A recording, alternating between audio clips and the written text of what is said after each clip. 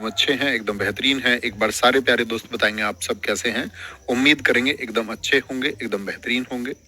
और सारे दोस्तों से उम्मीद करूंगा कि एक मुस्कुराहट के साथ में आप लोग बताएंगे कि आप सब कैसे हैं। तो दोस्त, आज हम लोग पढ़ने वाले हैं गांधी युग। गांधी युग। गांधी युग में ही दोस्त हम किन के बारे में अध्ययन करते हैं, यानी महात्मा गांधी जी का यो युग, जिसमें महात्मा गांधी भारत की राजनीति में सक्रिय रहे, क्या योगदान रहा। और सबसे बड़ा आज के यूथ में प्रश्न ये है कि महात्मा गांधी जी पर इतने प्रश्न चिन्ह क्यों हैं।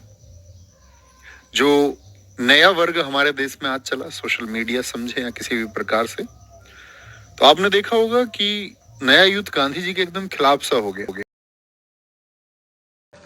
चारों ओर यादवन की भी और गुजरन की भी और जाटन की भी और अहिरन की भी सब क्षेत्र में लिया मैं तो खूब जीत का